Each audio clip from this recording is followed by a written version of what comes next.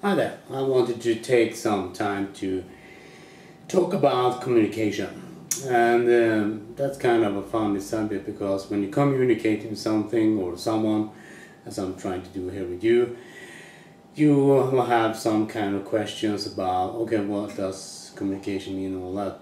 Uh, for this subject today, it's a lot about context.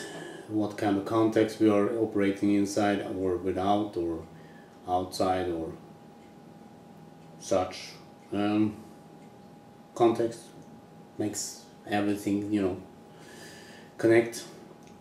And a few things I wanted to say, and I wrote some post about that also. When you're communicating, for example, you need to mostly address people's needs or behaviors in the context they're relating to, which make my task, as in whatever I'm doing in my model or stuff, pretty difficult, because if I'm communicating to the level people are at, most people, when they think about stuff in life, there's, problems.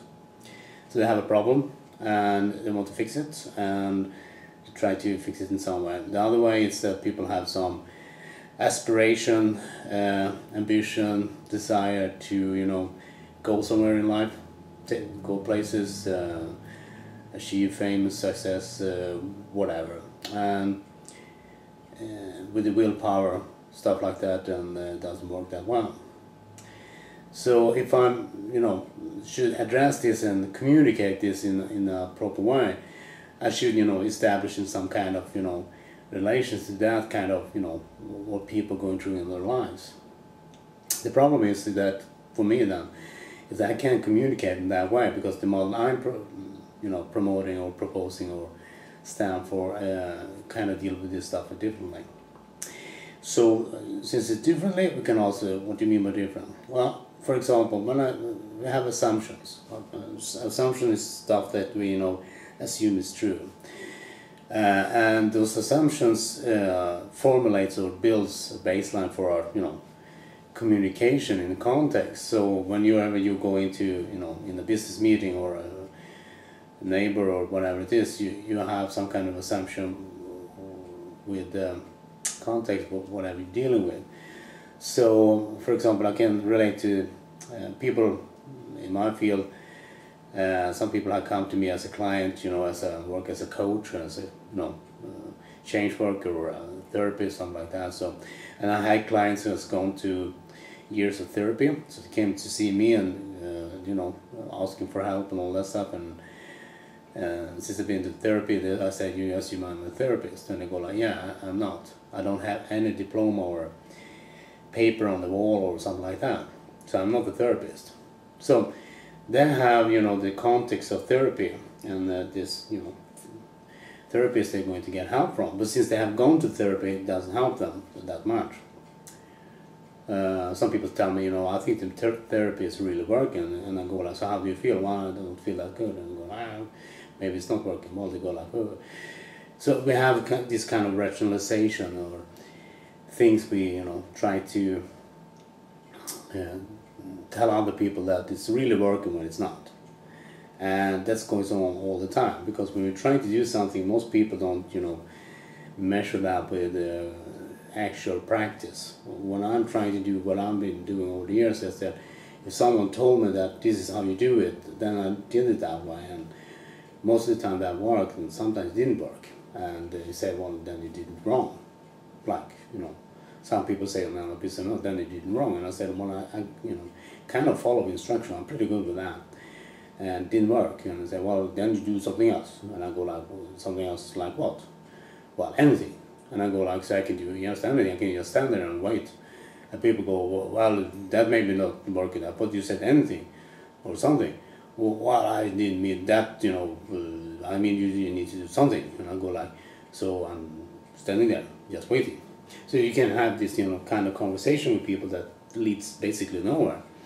Because it's really fun when people are using language hypnosis, like, do something, right?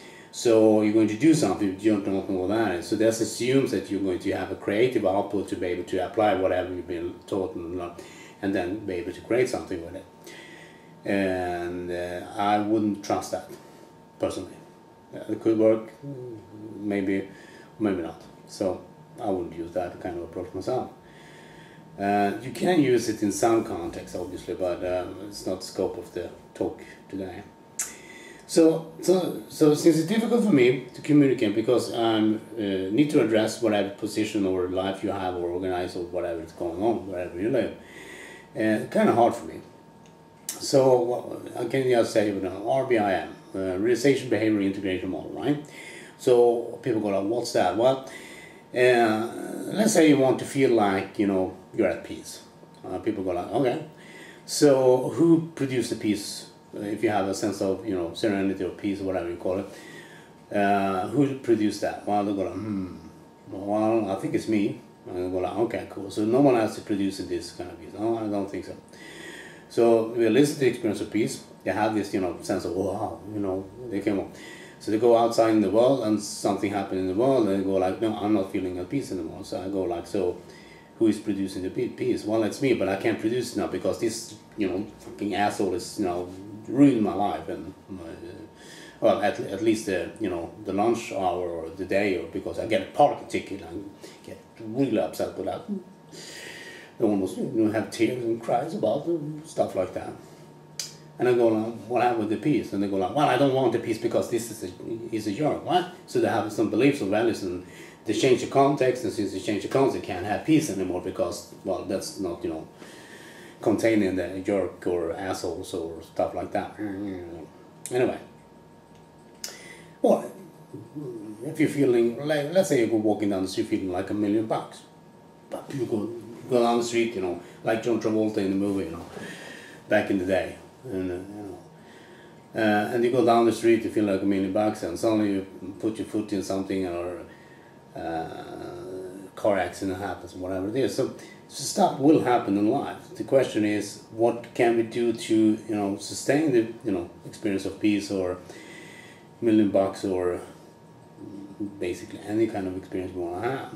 So obviously we need to understand that context is always an ongoing thing, and that we also shift context because we're always comparing stuff, like, So sometimes people have the experience they want to have, and obviously they start to have this comparison to ask themselves for the evidence. Do I have the experience or not? So I when I was working with clients and when I was teaching students, also they had a student getting the experience, and then it started this comparison going on, and do I have the experience or not? So I was thinking, how come the individual can have the experience but not understand they have it? And then they had to, confirm that they really have it. So we're talking about communication, and we also have to, communicate with ourselves in some way so we can understand what's going on really. So I'm trying to develop over the years ways of, helping people to overcome this kind of, obstacles, to more be able to sustain their experience and to have what we call an iconic experience in future now context. Some people say, what do you mean? Well, everything is happening inside your head, so your brain is always constantly, producing reality as it is. And we build assumptions with that. So when we encounter a context, the brain goes like, what kind of context is this? And what is my behavior in this context? And if it's, it's a match or fit, we will go like, oh, okay, cool, this is the context, this is my assumption, this is my experience, okay, cool. When we are faced with what people call an opposite of some kind, we go like, we often happen to be inside this what people in science call cognitive dissonance. It doesn't fit, this doesn't match our, reality checks or stuff like that. We don't, what's going on here?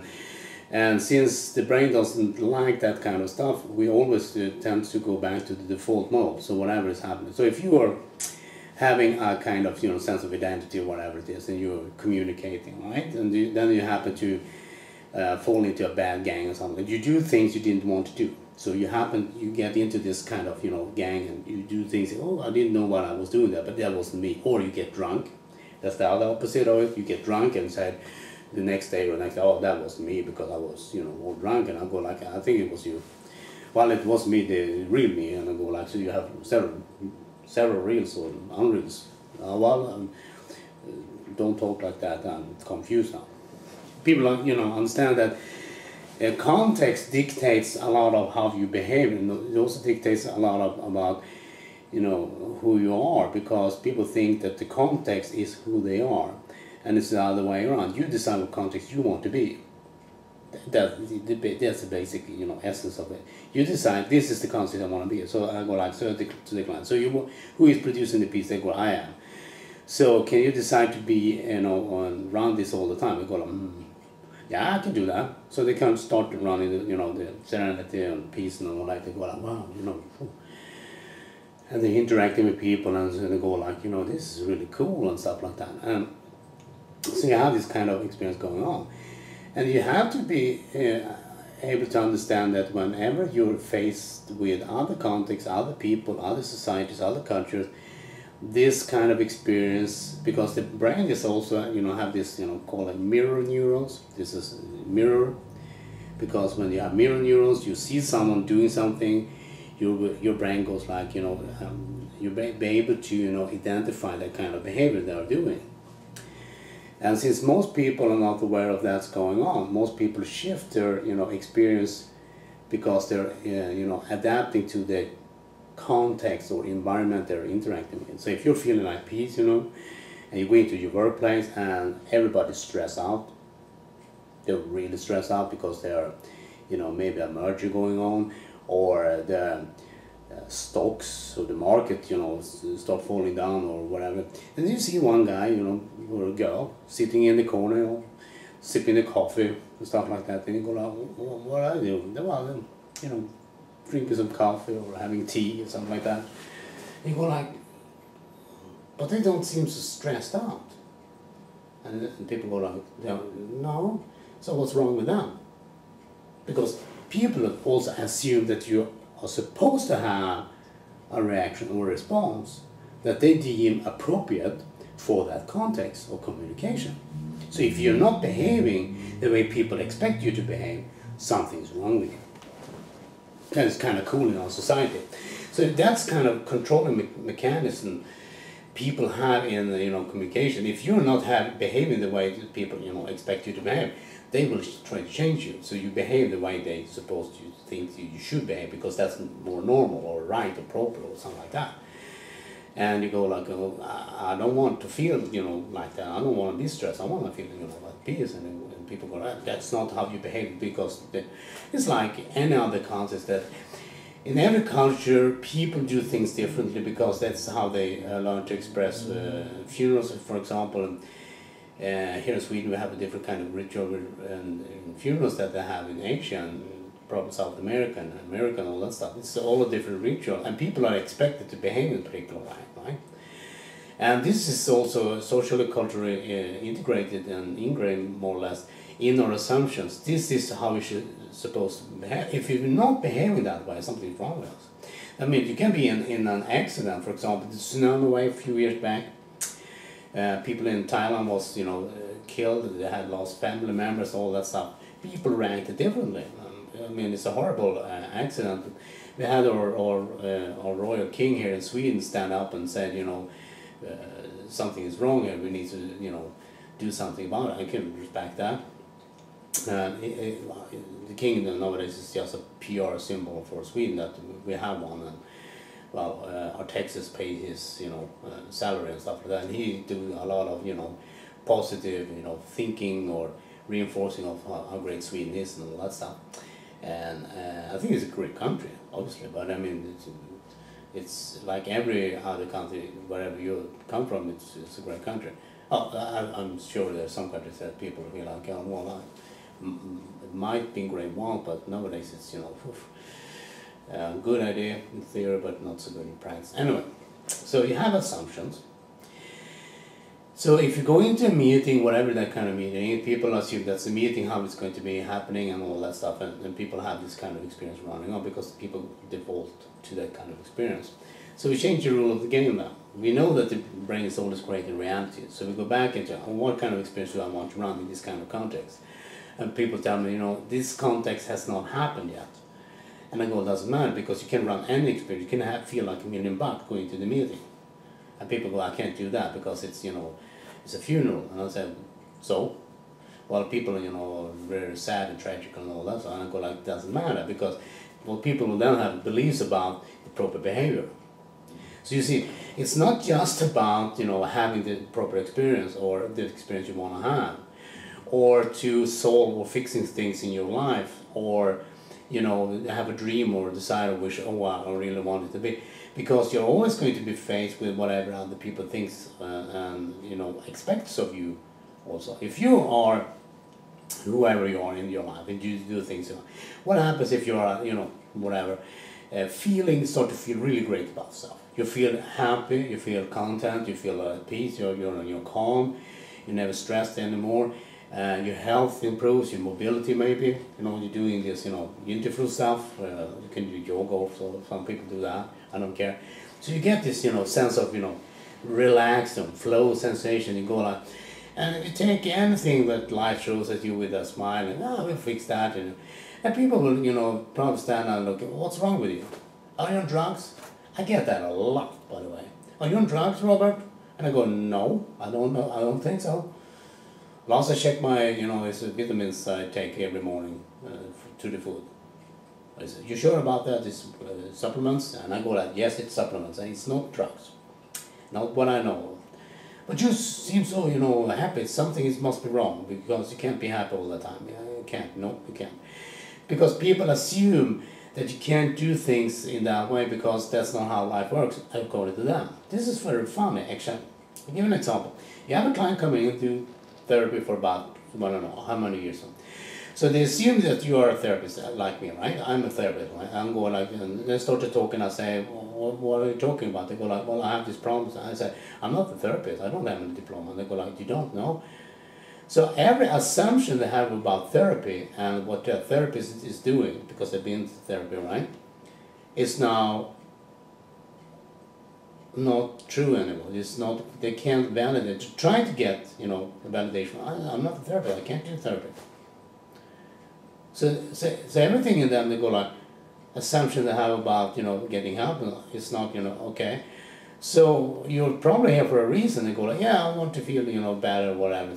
So you want to feel great in your life. Yeah, so what's that like? Well, then it is like, you know, like this and all that. So they go like, ooh. And it would be great, I say. And they go like, yeah, it would be great. But I can't because, and they start, you know, recounting everything, you know, that doesn't work for them. I go, I understand that, but can we get back to where I was? So we put the direction back into where I want. And sooner or later, they feel really great.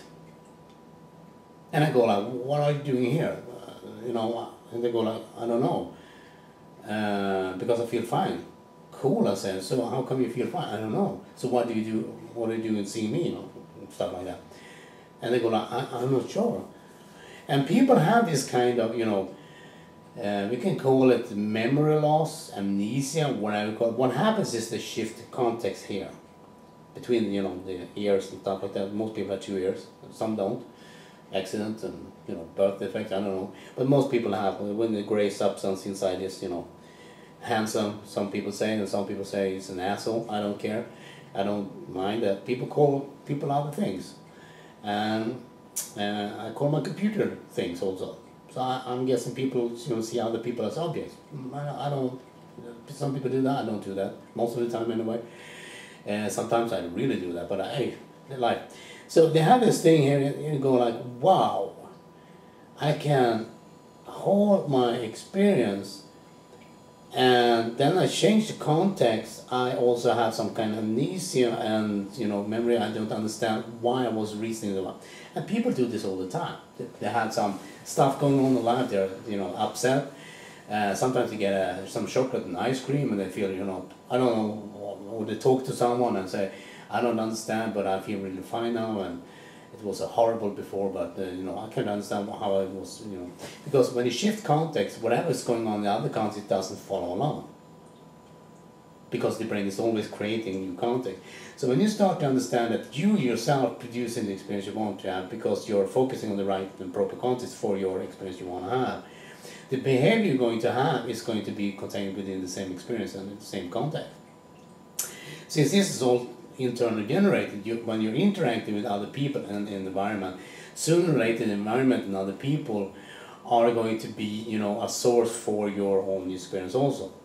Because if you establish a stable internal, you know, iconic experience, whatever's going on in your life is going to get back to that kind of experience also. So you don't need a lot of power or a lot of willpower, whatever you call it, to maintain your experience.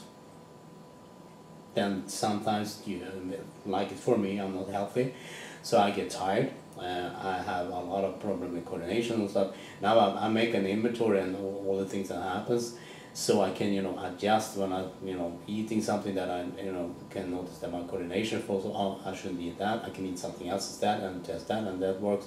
So I can take that if I'm, you know, playing golf or something like that, which I like to do. So when you communicate with someone, you have to understand it's a lot of assumptions and context and how reality is created.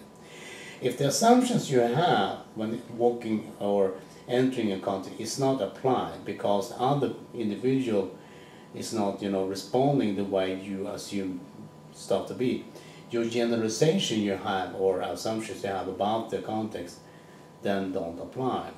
And sometimes people go into the confused mode. Sometimes people go into the default whatever they have with them. Sometimes people, you know, accept things as they are and, you know, enter the new context and adapt to it. Most people do that. That's how the brain works, by the way. It's adapted to new context. This is always happening when you communicate with someone, that you change your voice tonal patterns. If you're talking to someone from, you know, Texas, you will start, you know, brawling a little bit more, or talking, you know, like that. If you talk to some Irish guy, you know, you will change your tune of voice like that. Or if you talk to other people from other countries, you start to talk, you know, differently, and you talk a lot about, you know, they call that rapport, by the way. Then you start matching. This is mirror neurons, by the way, also. So you have mirror neurons matching and firing off stuff in your own body, and it's just so you respond to that. Now, if you can establish your own experience, you know, understand this is my experience, this is what I want to have when interacting with this individual or individuals or in workplace or sports performance, whatever. This is my experience. I want to have when I'm doing that. Cool. I like that. I like that. So in the communication protocol, normally I should, you know, communicate to you like this, and this is your life, this is your behavior in your life, this is how RBIM can help you elevate your own behavior in your own context and all that stuff. But that's not what RBIM is about. It's about establishing a new future concept and everything works for you by you yourself. And people go like, what do you mean by that? Well, whatever happens in life doesn't matter because you decide what's going to happen and whatever it means to you. And people go, can you do that? Yes, we can do that.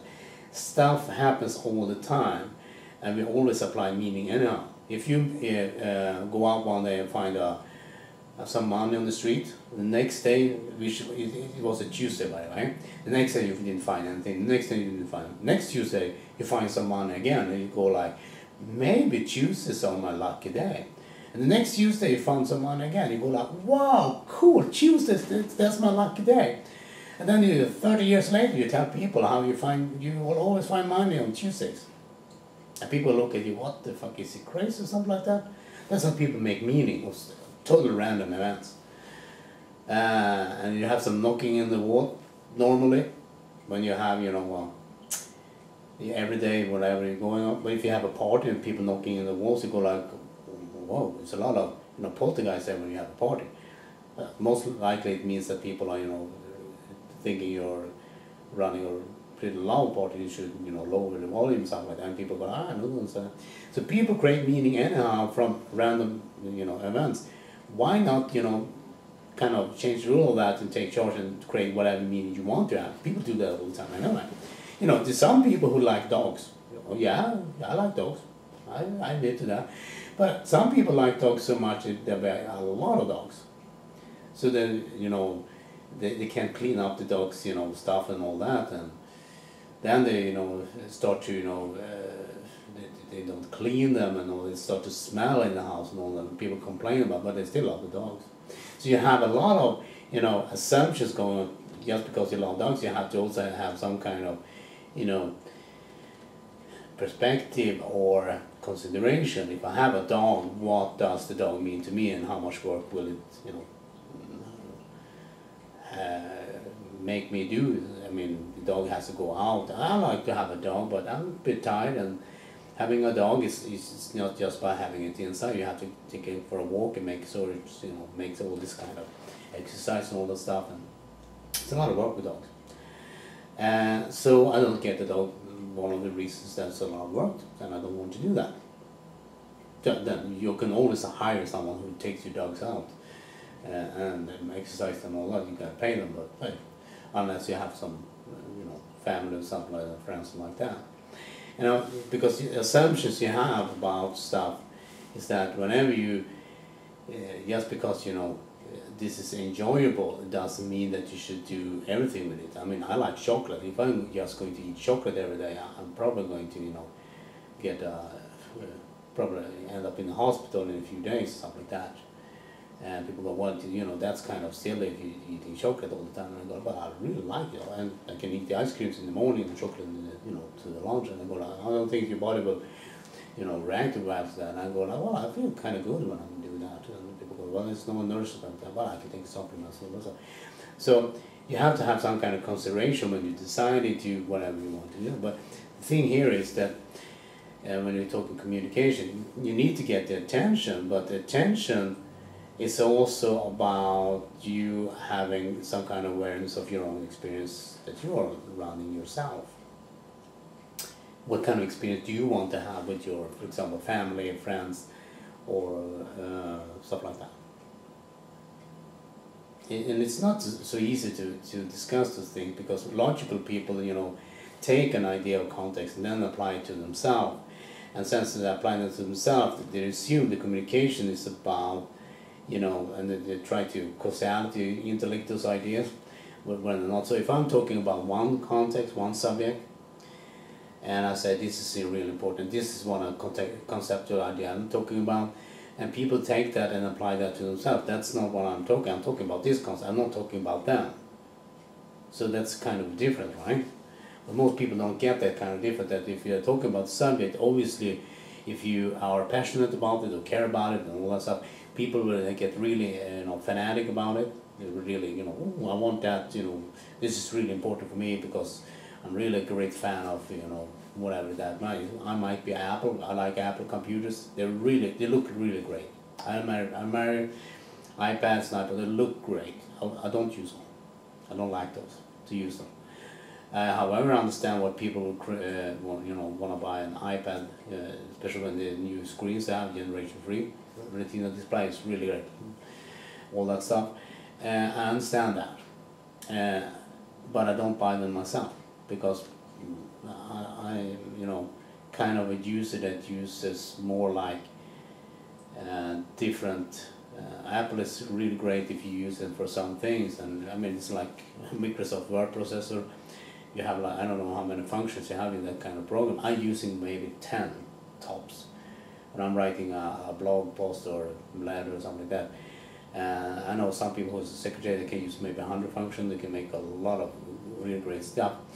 But I can also use the the built-in WordPress or something like that, or notes in my computer. The thing here is the design of Apple and how the computer hardware and all stuff.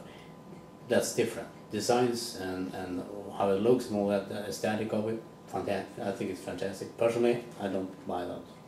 I don't buy things because they look beautiful, because I buy things for the functionality mostly. Some things, sometimes I buy things that have both great functionality and aesthetics. And if you can find stuff like that, that's great. For example, this camera, I'm taping and shooting this video with, I bought for 2 years ago, and I had a lot of consideration. Should I buy it? Should I not buy it? Because I'm viewing that how much will I use it? Because if I'm buying one and it just stands on the shelf, I was like, then it's not worth it. The great thing with this one is it has a camera with it, and it's a great video for it. And I'm using it pretty much with Golf Swing and filming some events and stuff like that, and obviously blog posts about it on YouTube like this one. And anyway, what was the subject here? Yeah, communication. You have to have some kind of attention, and the attention is directed to whatever attention is going on in the context you're interacting with. If you go to the supermarket and you have someone, you know, taking your goods and, you know, stuff like that, they have a behavior they expect you to have, since you're going to pay for the, you know, the goods you've been, you know, putting up on there. So they expect you to have a behavior, and you expect them to have a behavior.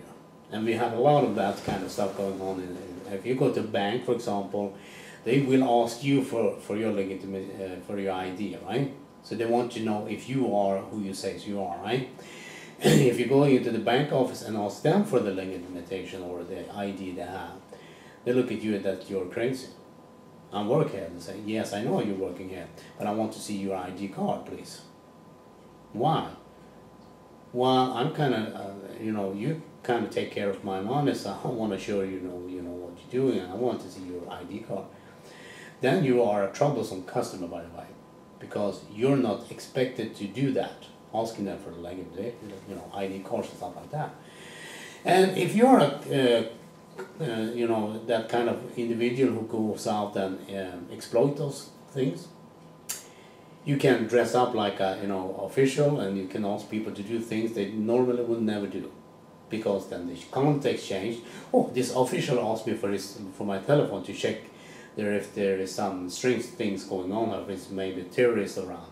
So they take your telephone and go out and check it, and you never see them again. You go like, well, where is my phone? They stole it. But since they were official and never asked for an ID or something like that, you just assume who they are supposed to be then. So that's kind of communication also. We make a lot of assumptions about how to behave in a context. And man, if you're not thinking about it, you can do whatever crazy stuff, like, you know, people think you're totally not. How could you do that? My favorite example, we'll end this. Anders Limpar is a football player in Sweden. And we have this TV show that I have in other countries when you're, you know, trying to get a prank. So whatever they did, he was going to an airplane to travel to another destination. So his girlfriend with the dog sent him off on the airport. He went on the plane. On the plane, there was a setup. They had a professor with a machine who told Anders Limpar he was going to the patent office to patent his time machine. He had a time machine, built one. And then this Limpar, like, you know, you're right, man. So they set it up. I mean, this costs a lot of money to do, but hey, when it works, it works. And during the flight, he activated the machine by mistakes. And suddenly, two airplanes from the Swedish Air Force come up outside the plane with strange, you know, it doesn't look normal, right? And the pilot is saying, we have just been informed that we've been missing for 2 years. And the flight planes are going to, the airplane here is now from the army, is going to assist us down to the airport where we're going to be. And you know, Anders Limpar is now faced with the, you know, this thing is this a real time machine? Because every information from the outside world is now, you know, getting him into this kind of what the hell is going on. And every evidence he gets from the outside world is now feeding into this, you know, he has traveled in time for 2 years. They land on the airport, and his girlfriend, who has a different hair now, and the dogs looks different because they, you know, they fixed the dog, they fixed the hair, they fixed the clothes, they fixed everything. So everything he is, you know, faced with is looking, oh, I traveled forward 2 years in time. And everything was just, you know, and he bought it. He completely knew, wow, I traveled in time, that's, you know, amazing. And people might be, you know, friends of him, you know, how could you buy that stuff? How could you really believe that 2 years you travel in time? I mean, come on, man. They did the same thing in the twin episode in the prank show in America, right?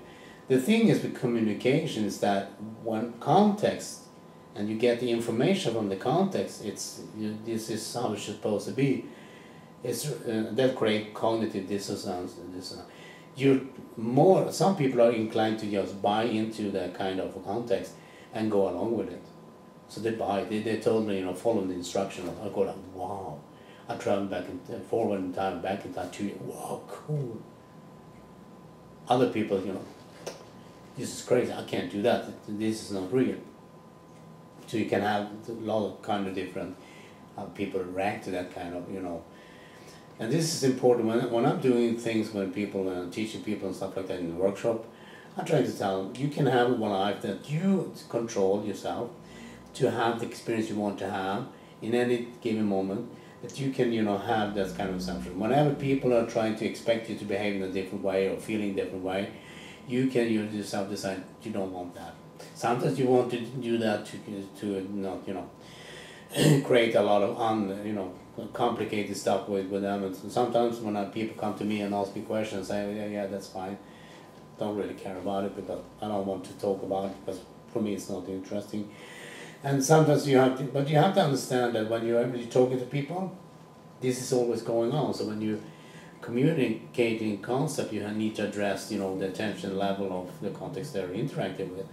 But when you're talking to people, you have to understand if the evidence coming in supports a particular contextual reality, people don't have any choice. They have to have this kind of reality going on. I mean, I have clients who've been in therapy for 17 years. 17.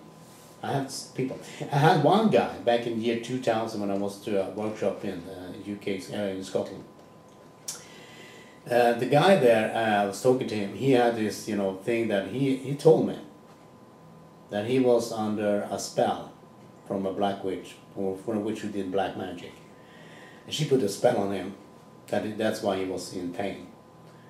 And I looked at him and I was thinking, if he told anyone else that, they would probably think, he is really crazy. And I was like, cool. So I tried one thing and it worked. I was trying to, okay. It took me 5 minutes, less than 5 minutes, and he was just fine after that. What I did was that he had this, assumption that the black witch controlled his life, and that's why he had the pain in the body. And again, you can go around that. You can't think that the government controls you, or the social interaction of the government or your country is controlling your life. That's why life is like this, whatever it is. So you can't do anything about that, obviously, because the government controls everything. Or if they don't control it, they shoot you. That's the easier way, by the way, for them. It's easier. People don't understand that sometimes. Fear is really good, because people think, well, if you do this, you can't, because that will create chaos. And I'll go like, well, change sometimes is chaotic, sometimes it's just that's where you see all the action in the countries in the Middle East that rise up and say this is not good anymore, so we have to do something about it. And this also applies as you as an individual on your level, that if everything is fine, except if you want something else, you need to understand that okay, I can have that without doing anything else. Yes, you don't need to change yourself, you don't need to change your life, you don't need to do anything special. You need to find out how to focus your mind on the attention, the context you want to interact with, so you can communicate with yourself a little bit different and with other people different, because your experience has changed. But your experience you had didn't change.